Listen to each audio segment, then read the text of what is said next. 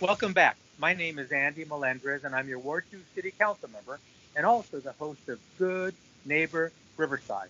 And today we're here with Heidi Marshall, who is the department head of the Department of Housing, Homeless Prevention, and Workforce Solutions. Wow, quite a mouthful and a big responsibility. How are you today, Heidi? I'm doing well, council member. Thank you so much for the opportunity to tell you a little bit about our work. Great. It sounds like you're pretty busy these days. Obviously, we have the coronavirus going on. There's issues with homelessness. Workforce solutions. A lot of people losing their work. Tell us a little bit about some of the housing projects you're working on right now within the city of Riverside and also in the broader county. Sure, I'd love to.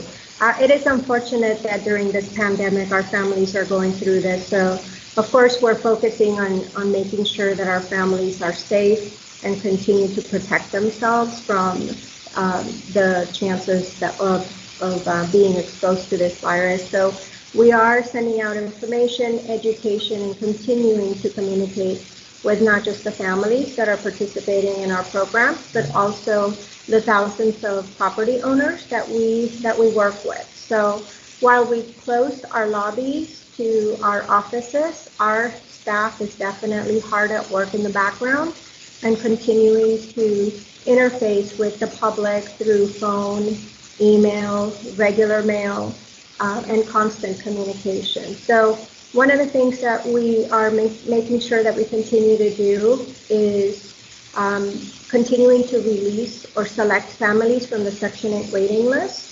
We currently have over 100,000 families waiting rental assistance in our county alone. And so we are not shutting down those operations. We're continuing to select families from that waiting list so that they can go ahead and look for an apartment or a home to rent. In addition to that, we don't anticipate and plan for continuing to send our rental checks to those thousands of property owners come April 1st. That's something that we take extremely seriously because we don't want to put any of our families at risk. We're going to send, like I said, a letter to those 400 families so that they can start to plan for their participation in Section 8 starting after April 1st. We're also making sure that we keep our lines of communication open because, as you mentioned, a lot of folks are facing a decrease in their earnings or are, worst of all, getting laid off from their positions. And so what happens is if any of the families that are in our programs face that decrease, what they need to do is make contact with our housing authority worker so that we can decrease their portion of the rent and increase the portion that we would pay directly to the landlords. So that again, the landlords continue to get paid and their families are in a positive position with regard to their relief there. So let's say you have a family who maybe, as you indicated, they have just recently lost their job. They have paid rent already for the month of March. Probably have enough to pay for it. What would you recommend with the concept of living in an apartment? If they are participating in our programs, if they're a family that's already receiving rental assistance from us, then what they would do is make contact with their housing authority case manager so that they could report the loss of income. And what we would do in turn is then submit a change to HUD so that their portion of the rent would be lowered so that it would regularly be that the family would not be expected to pay more than 30% of their earnings. So if through the layoff, for instance, they wouldn't be expecting any more wages. So they would likely then be applying for unemployment, and whatever 30% of that amount is what we would base our portion of the rent, so that it wouldn't put them in a negative position. What if it's not part of your program? What would you recommend? So at this point, we would be referring them to our waiting list. And like I said, we are not stopping the selections from that waiting list, but there is a very lengthy wait. What we would do in that case, though, sir, is completely put them in contact with our workforce development department. Workforce development is also part of our new department, and our teams are working very closely together so that if they have faced a job loss, number one, we would immediately connect them to our state partners at the Employment Development Department so that they could readily apply for unemployment. But number two, what we're attempting to do is do a rapid reemployment process. For instance, we have a lot of firms that are laying off and reducing hours, but likewise, there are other places that are scaling up in their employment opportunities. So if there is a matchmaking opportunity to be had, then our team is working behind the scenes to make that happen. Okay, so basically you're working really both ends, trying to keep them in their house. The other is try to keep them employed so that where they're at. Obviously, they must be very busy these days. People are probably becoming a little bit more stressed out over the situation. Have there been any measures taken to expedite paperwork to make sure that they're able to qualify for search or out? Yes, there are. Every measure that we could take to expedite this application is absolutely being taken. We have, even though we've had to close our lobbies, there are measures that we've taken, setting up call centers so that there is no longer a wait time for when you pick up the phone and dial somebody. We do have individuals that are readily taking those phone calls, and at the same time they're processing those applications so that there is no delay. We definitely know that, I mean, it is a pandemic. If this is not an emergency, we don't know what is.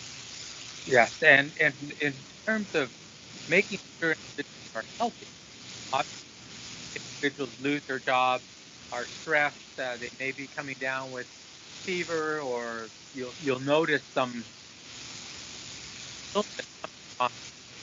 What workers do?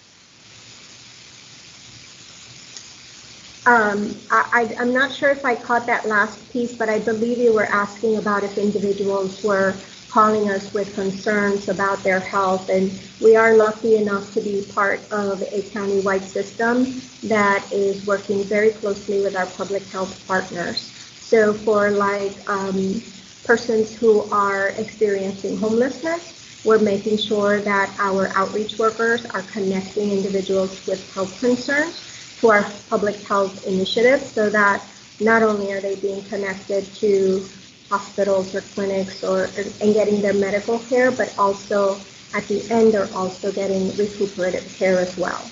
Okay. Yes, my question had to do more with individuals losing their work, going into looking for work, and start noticing they have for fever. You would obviously refer them directly to the Department of Public Health or to the appropriate healthcare provider for assistance. Correct. Absolutely.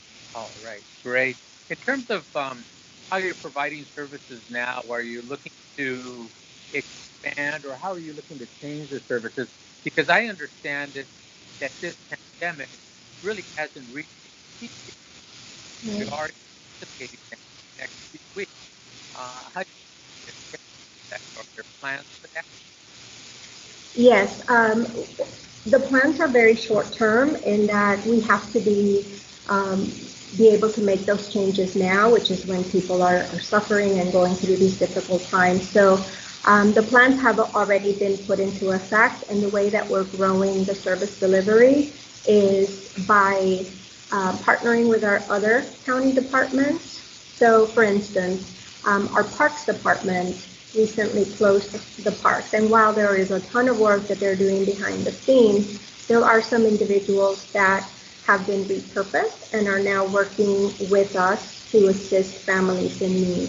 One of the programs that we launched just 2 days ago is called an emergency housing program, and it's basically assisting homeless individuals who are at risk, 65 and over, or pregnant women, or HIV positive individuals were referred to us and are all in a homeless situation, we are placing them in hotels and motels throughout our county.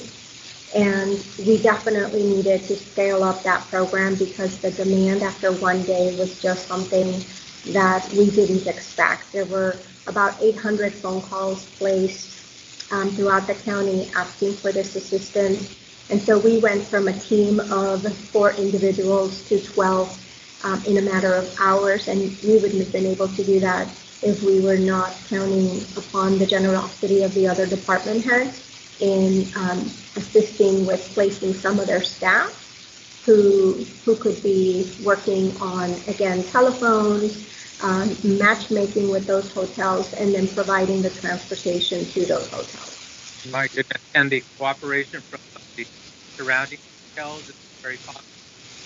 Yes, we have more than 300 hotels have signed up throughout the county just for this program alone. And that's just for the homeless families that we're assisting, because there is another similar program that public health is also running that is separate from the housing effort that we're leading. Oh my goodness. What numbers should individuals, their toll-free number, or what should department? Yes, the number to call for the emergency housing programs for homeless families that are 65 and over, or pregnant women and HIV positive individuals, is 1-800-498-8847. Okay, and obviously these are for very specific types of disabilities or individuals have special. That is correct. And the general public number for individuals that are relatively healthy, is there another number that they reach, or is it? I'm sorry, I did not catch that last question. Yeah, individuals that have good health, individuals are just in need of they're losing their job, or in need of assistance for job placement or other support services. Is there a separate number for them to call? Yes, so for our workforce development department, we would ask that you call, for the Riverside location, it's 951-955-3100. All right. Well, thank you so much for joining us today. We've just had an interview with Heidi Marshall. She is the Department Head of Housing, Homeless Prevention, and Workforce Solutions. Thank you so much for your time and the information. We will be distributing this out to our community. We hope you are able to meet up with the demands that are coming up here in the next few weeks. We know it's even going to get greater. Thank you, sir. It was my pleasure. All right. Well, there you have it. Thank you so much for joining us today. We'll see you next time.